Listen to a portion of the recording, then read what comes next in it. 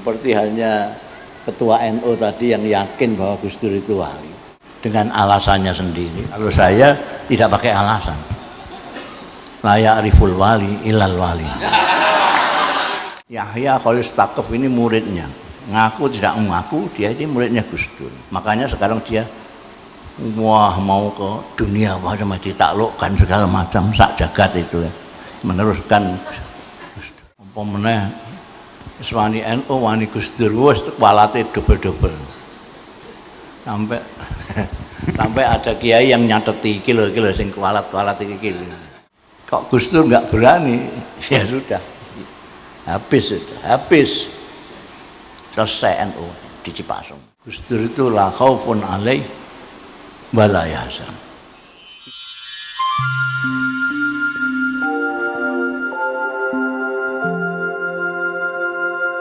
Saya akan dongeng saja. Nanti ambillah dari dongeng itu kalau ada tausiahnya. Kalau tidak ada ya sudah. Tadi saja yang sudah-sudah dianggap tausiah. Ini cerita dari pelaku sejarah. Saya pelaku sejarah. Jadi nanti Pak Sekjen catat semua ini untuk didokumentasikan ya. Depan saya ini sangat penting. Ini penting. Jadi saya mulai yang awal sekali. Saya berapa list? Saya dikasih waktu berapa menit? Nanti subuh katanya. Wah ini bagus kalau sampai subuh saya mulai dari awal sekali. Banyak yang mengatakan bahwa Gus Dur itu drop out dari Al-Azhar. Itu tidak benar. Yang benar Gus Dur tidak pernah kuliah di Al-Azhar.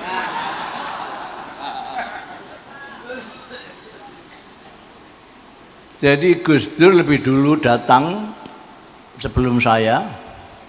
Tapi beliau entah sibuk apa, pokoknya sibuk lah. Sehingga tidak sempat untuk daftar kuliah. Ketika saya daftar kuliah, beliau tanya sama saya. Saya nggak tahu Gus Dur itu begitu ketemu saya langsung akrab. Sampai ketika saya daftar kuliah, beliau tanya, kamu sudah daftar kuliah? Sudah. Di mana? Ini yang baru ini. Saya memang memilih yang baru dibuka karena datang saya itu sudah ngepas. Kalau saya masuk kuliah yang biasa itu, saya langsung ujian. Sehingga saya milih yang baru, yang masih 4 bulan akan ujian. Lagi pula mata pelajarannya itu saya akrab semua. Karena saya tidak pernah sekolah kayak orang-orang lain.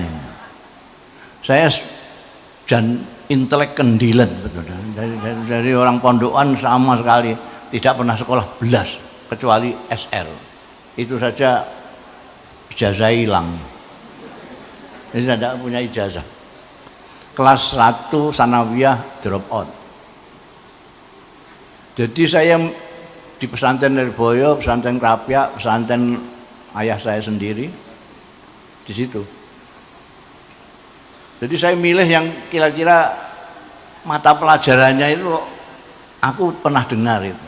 Tauhid, Quran, tafsir, hadis. Tak pilih yang begitu. Karena saya kalau yang lain-lain kan ada biologi, ada bahasa Inggris, yang saya nggak mudeng kabeh itu, nggak pernah sekolah. Saya milih itu. Lah Gus Dur tanya, sampean di mana? Saya di Al-Qismul Ali ini yang baru dibuka ya. Ya sudah saya ikut tanpa tanya kenapa saya di situ. Terus saya ikut gitu saja. Ikutlah daftar. Begitu mulai masuk kuliah, beliau lihat mata pelajarannya. Loh ini kan mata pelajaran yang diajarkan di pesantren-pesantren itu loh. Loh saya memang milih itu. Wah ngantek-ngantek umur gitu. Terus dia tidak jadi. Terus dia daftar ke Fakultas Adab di Irak. Jadi dia memang tidak pernah kuliah di Azhar, bukan kok drop out. Gitu ya, ini ngelempangkan yang tidak benar itu. Kemudian beliau ke Irak, saya melanjutkan di situ. Ternyata lulusnya dulu beliau. Gus Dur lulus, saya belum. Karena saya masih punya utang pelajaran satu. Beliau lulus terus pergi ke Belanda. Dari Belanda kirim surat sama saya 12 lembar. Ini Nisa pernah membaca itu. Tak tunjukkan, masih saya simpan. Antara lain dia mengatakan dalam surat itu, kamu kalau sudah selesai cari utangan, terus nyusul saya. Cari utangan, terus nyusul saya, dibilang. Saya dapat kerjaan gajinya besar sekali. Sampean juga sudah saya carikan pekerjaan yang gajinya juga besar. Belakangan ini kawan saya yang di Belanda yang disuruh carikan kerjaan beliau ini cerita sama saya, Gus Dur waktu ketika datang itu saya mau dicarikan pekerjaan yang bayarannya besar. Wah Gus, kalau pekerjaan yang gajinya besar di sini itu, yang tenaganya besar, itu kasar sekali. Nggak apa-apa, pokoknya gajinya besar. Terus dicarikan dapat pekerjaan ngepel kapal induk. Itu memang berat sekali. Kata kawan saya itu kalau jam 5 itu pulang itu Gus Dur, oli tok itu. Demi untuk dapat. Lah sampean sudah saya, suratnya kepada saya, dan sampean sudah saya carikan pekerjaan yang gajinya juga besar, meskipun tidak sebesar gaji saya, tapi besar juga. Yang saya sesuaikan dengan keahlian sampean, yaitu bagian nggawe reklame, gambar-gambar reklame itu. Karena dia tahu saya suka gambar-gambar itu, digalekno menggawean. Itu rapi suratnya itu. Nanti sekian bulan gaji kita berdua sudah bisa kita belikan mobil second.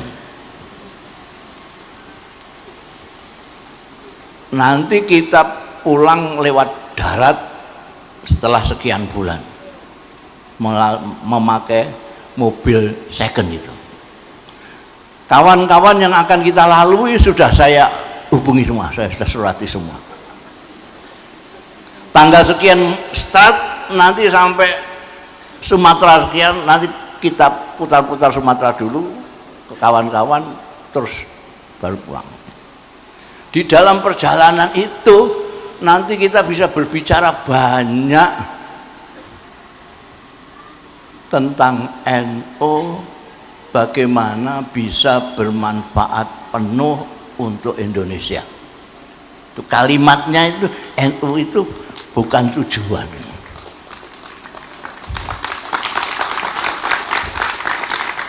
Dan ternyata Indonesia pun itu bukan tujuan juga untuk Gus Dur. Tujuannya adalah dunia, kemanusiaan. Ini saksinya ini, Yahya Khalil Stakuf ini muridnya. Ngaku tidak mengaku, dia ini muridnya Gus Dur. Mbak diangkat jadi juru bicara. Makanya sekarang dia wah mau ke dunia, macam ditaklukkan segala macam, sak jagat itu ya, meneruskan.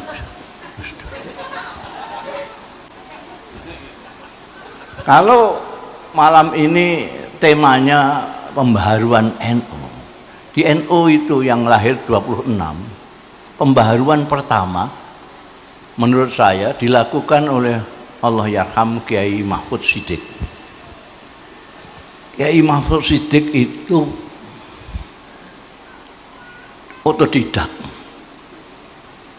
Beliau organisatoris tapi tidak tahu dari mana dia belajar organisasi. NU rapi itu zaman Kiai Mahfud Siddiq 37 sampai 40. Punya 2 penerbitan yang tidak mati-mati sampai Kiai Mahfud wafat. Berita NU dan suara NU. Berita NU untuk intern Nahdlatul Ulama, suara NU untuk keluar. Kita nggak tahu nanti ini generasi Yahya dan Saifullah ini bisa bikin penerbitan yang nyaingi New York Times. Apa duta masyarakat bisa hidup lagi. Itu Kiai Mahfud yang fenomenal. Kiai Mahfud mempunyai gerakan mabadi' khairu ummah, prinsip-prinsip umat terbaik. Dari kuntum khairu ummatin ukhrijat linnas itu orang belakangan menyangka itu gerakan moral, padahal tidak, itu gerakan ekonomi. Nah ini silakan dilihat itu. Kemudian lama sekali muncul Gus Dur. Gus Dur itu dulu punya kumpulan namanya Pecinta Nahdlatul Ulama. Pencinta Nahdlatul Ulama. Memikirkan mulai dari kiai-kiai dulu itu sudah enak-enak di pesantren kok bikin Jamiah Nahdlatul Ulama, itu untuk apa? Dipikir dan dibahas. Ketemu di mana-mana dibahas itu.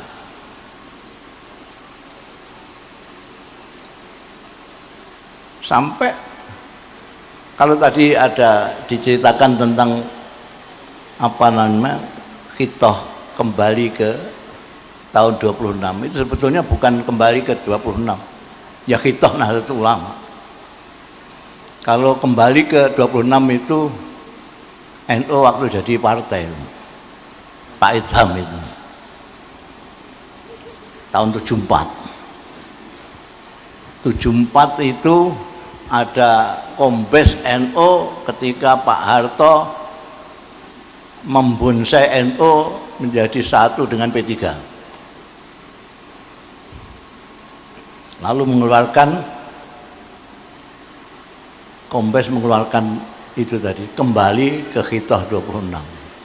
Artinya biar yang dibonsai itu hanya politiknya saja, pendidikannya dan lain sebagainya masih tetap seperti khitoh 26. Tapi kalau yang khitoh Nahdlatul Ulama, putusan Munas kemudian dikukuhkan dalam Muktamar Nahdlatul Ulama Situbondo, itu konsepnya diawali dari pencinta NU ini. Ada grup 24. Grup 24 ini menunjuk tim 7. Tim 7 ini ketuanya Gus Dur. Ini yang kemudian membuat draft tentang khitoh Nahdlatul Ulama dan program-program kegiatan Nahdlatul Ulama. Dan itu di Munas Situbondo disepakati, di Muktamar dikukuhkan lagi. Seperti yang dikatakan Ketua Nahdlatul Ulama tadi, Kiai Yahya Khalil, di Muktamar Situbondo Gus Dur bukan sengaja, bukan kebetulan, Gus Dur memang didorong oleh semua orang untuk menjadi ketua pada waktu itu, untuk membuka wawasan Nahdlatul Ulama. Ketika itu Gus Dur bilang cukup 1 periode untuk membuka wawasan NU ini, sehingga nanti akan kita lihat pada zamannya Gus Dur itu khitoh Nahdlatul Ulama itu jelas ditulis di situ bahwa Nahdlatul Ulama itu khidmahnya bukan untuk orang Islam, apalagi untuk NU saja, tapi untuk masyarakat, untuk kemanusiaan. Sayangnya orang-orang NU termasuk pengurusnya itu jarang baca khitoh itu, padahal cuma 9 butir. dan Buddha. Gus Dur menyatakan cuma satu periode selesai nanti sudah. Tapi beliau lupa kelakuannya orang NU itu. Kalau sudah seneng. Jadi muktamar berikutnya di Yogyakarta, meskipun banyak hantaman dibully bahasa sekarangnya, bully sana sini, Gus Dur terpilih secara aklamasi. Di Krapek itu aklamasi, tidak ada pilihan. Kemudian Gus Dur setelah itu ini nuruti wong NU satu periode ini. Bariku wis sakularen.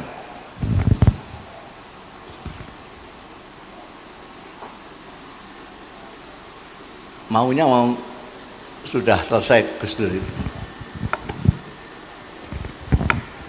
Tapi paman saya Allah yarham Kiai Misbah Mustafa yang karangannya banyak termasuk tafsir dan segala macam itu dulu pengkritik Gus Dur yang paling hebat soal bank, soal apa itu nulis tidak karu-karuan, pokoknya ngeritik beletnya Gus Dur. Kiai Misbah orangnya apa terus terang itu langsung aja. Ketika mendengar Gus Dur mau berhenti, Kiai Misbah datang ke rumah Keleteh itu. Aku krungu Gus Dur mundur. Saya dengar Gus Dur katanya mau mundur. Nggih.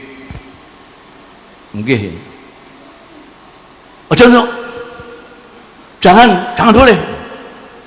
boleh mundur. Terus saja. Ini saya bilang, jenengan ini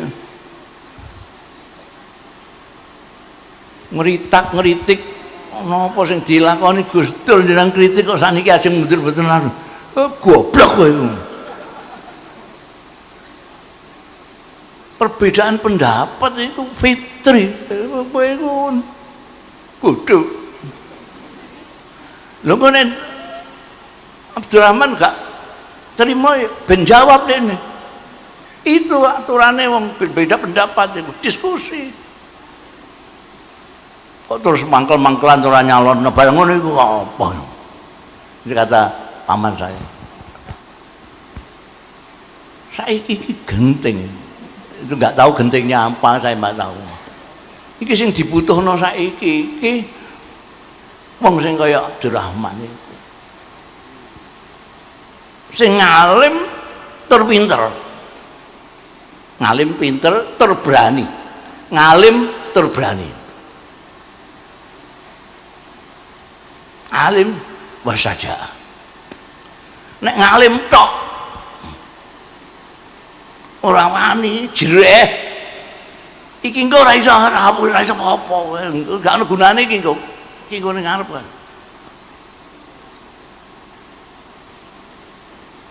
Lah nek wani tok tapi enggak ndek ilmu, kuwi ku nabrak-nabrak kaya celeng. Terus kok kandhane. Lan jenengan iki ya aku tan Jakarta nemoni. Sampai ke Jakarta. Ternyata menghadapi Cipasung itu memang kondisinya luar biasa. Pak Harto itu udah kepengin nguasani NU dengan cara membonsai di P3 ndak kasil. Yang dirah Gus Dur.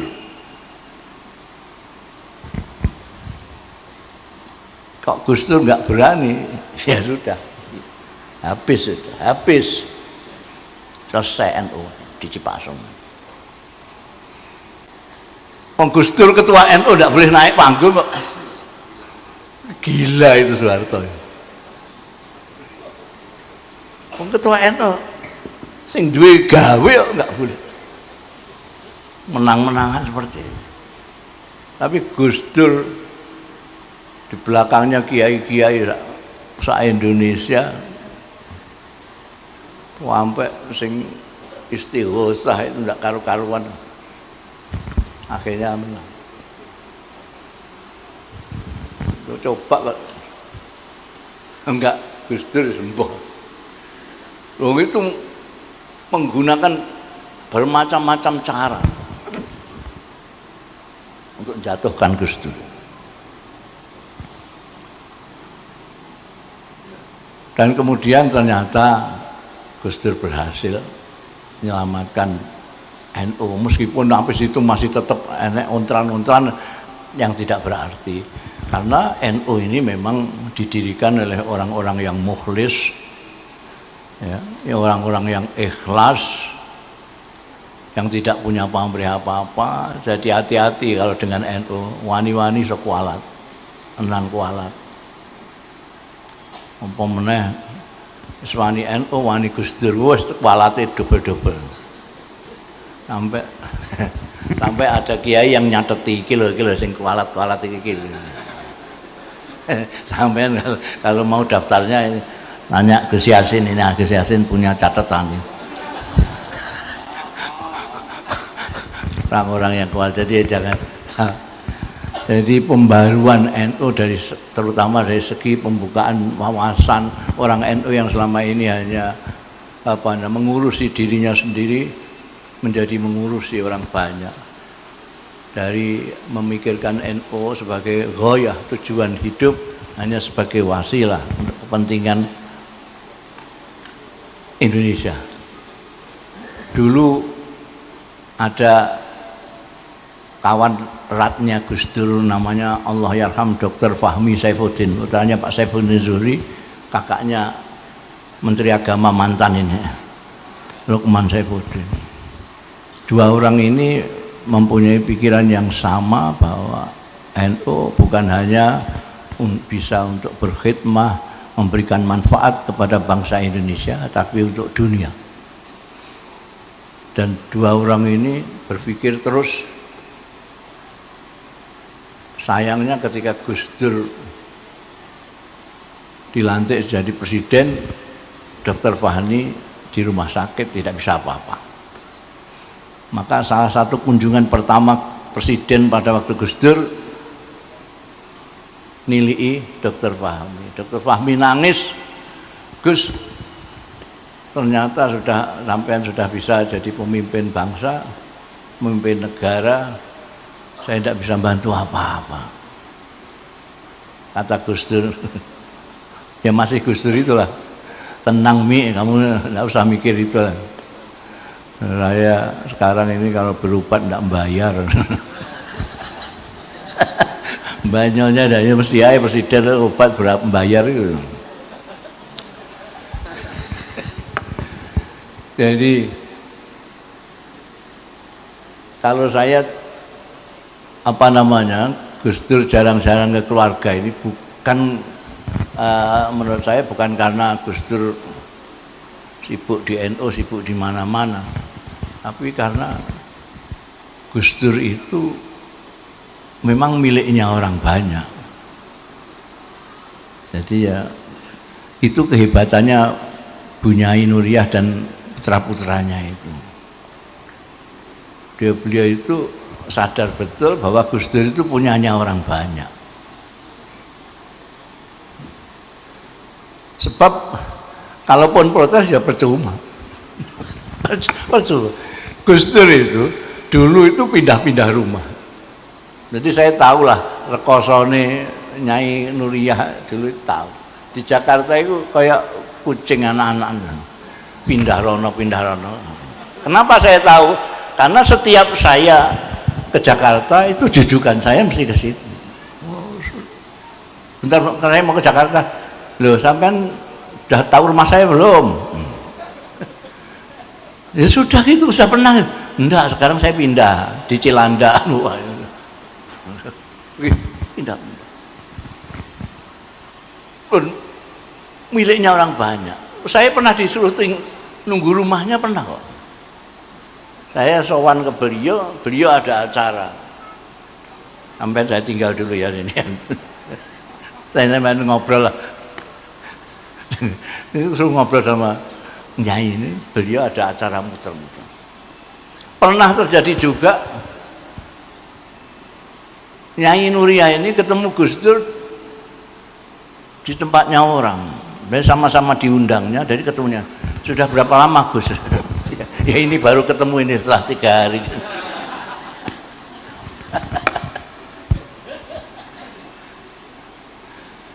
Itu Gus Dur miliknya orang banyak, dan miliknya Gusti Allah Ta'ala.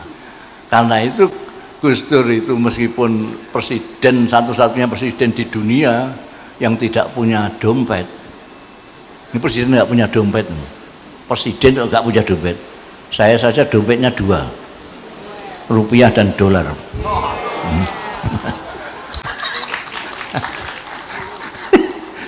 Gus Dur presiden nggak punya dompet. Ini tuku bakso utang anaknya. Anaknya itu Lisa. Saya tahu sampai Gus Dur itu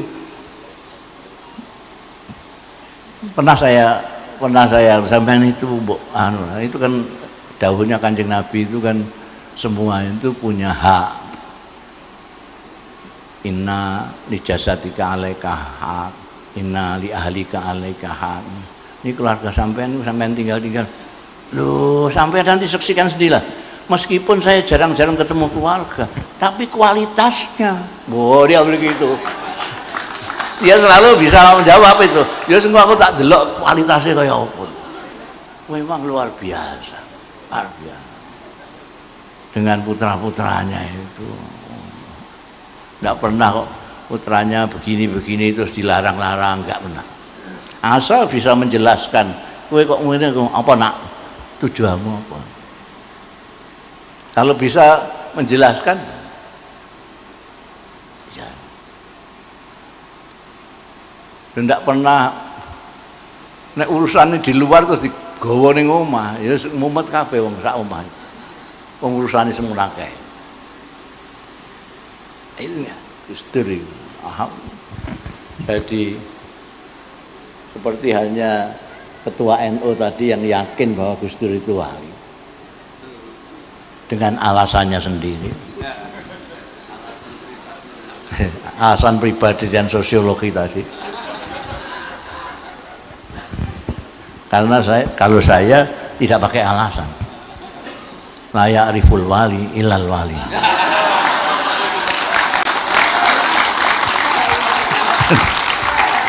Sampai kok tepuk-tepuk, ada wali kok tepuin bagaimana? nanti badal nggak jadi sih. Betul. Ini guyonannya Ainun Najib ini sampai sekarang malaikat mungkar nangkir belum ketemu sama Gus Dur. Karena ditunggu itu masih terus banyak orang. Jadi mungkar nangkir itu kan nanya itu setelah ada pergi semua. Ini sejak wafatnya sampai sekarang masih terus orang datang terus. Malaikat nggak datang sampai sekarang ini. Kalaupun datang itu Gus Dur sudah la khaufun alaihim wa lahum yahzan. Itu ciri-cirinya. Sampai kalau pengen lihat wali ya segampang saja. La khaufun alaihim wa lahum yahzan. Dalilnya Quran asli. Udah ning di Jakarta gak dalil iku kok ditakokno dalilnya apa? Dalil Quran. Dalil Quran. Gus Dur itu la khaufun alaih wa la yahzan. Itu ciri-cirinya wali, orang tidak bisa ditaklukkan oleh ketakutan dan tidak pernah susah. Kok sampean mikirno Gus Dur seperti itu, wah susahmu mbah kaya apa? Mikir keluarga, mikir iku, mikir dunia. Gus Dur tidak pernah susah. Saya kira itu ada tausiahnya apa enggak tadi itu? Jadi sampai ambil dari sana itu. Ya, tausiahnya adalah kalau kita mengaku menyintai Gus Dur, kita harus berusaha semampu kita untuk meneladani semampu kita. Mampunya apa? Ada yang mampunya jadi kere, mampunya zuhud. Ini rada berat, ini yang kelasnya Kiai Husain ini. Kelasnya Kiai Husain itu yang zuhud itu. Jujur, udah gampang-gampangan aja, jujur, berani, ya, tanggung jawab, welas asih. Tadi dibacakan oleh tadi Mokriknya tadi itu yang menjadi pegangan kiai-kiai NU sampai Gus Dur. Laqad ja'akum rasulun min anfusikum azizun 'alaihi ma anittum harisun 'alaikum bil mu'minina raufur rahim.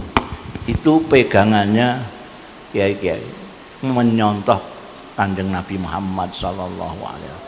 Kanjeng Nabi Muhammad Shallallahu Alaihi Wasallam itu diberikan oleh Allah sendiri dalam ayat ini bahwa beliau azizun alaihi ma'anitum. Nabi Muhammad Shallallahu Alaihi Wasallam itu tidak tahan melihat penderitaan umatnya. Azizun alaihi ma'anitum. Berat terasa baginya kalau menurut terjemahannya Kementerian Agama, berat terasa bagi Kanjeng Rasul penderitaan umatnya. Kalau saya menerjemahkannya, Kanjeng Nabi Muhammad itu tidak tahan melihat penderitaan umatnya. Azizun alaihi ma'anitum harisun alaikum, penuh perhatian terhadap umatnya, penuh perhatian kepada umat. Jangan sampai ada umatnya yang tersesat, jangan sampai ada yang menderita. Dan Aisyah bil mu'minina raufur rahim. Itu yang akan ditiru oleh kiai-kiai. Karena itu saya mempunyai definisi sendiri. Kiai-kiai NU itu alladzina yanzuruna ilal ummah bi ainir rahmah. Kiai-kiai NU itu adalah kiai-kiai yang melihat umat dengan mata kasih sayang. Melihat orang tidak tahu diberitahu, melihat orang bodoh dikasih pengajian, melihat orang yang ya kayak Gus Dur contoh yang paling jelas. Mudah-mudahan ini bisa menjadi fatwa ya, bermanfaat untuk diri saya dan Anda sekalian. Saya kira cukup, Nyai. Wallahu yuwaffiquna ila ma fi khairul Islam wal muslimin, khairu nahdlatil ulama wa nahdiin, wa khairu Indonesia wa Indonesiin. Astaghfirullahaladzim li wa lakum wal afu minkum. Wassalamualaikum warahmatullahi wabarakatuh.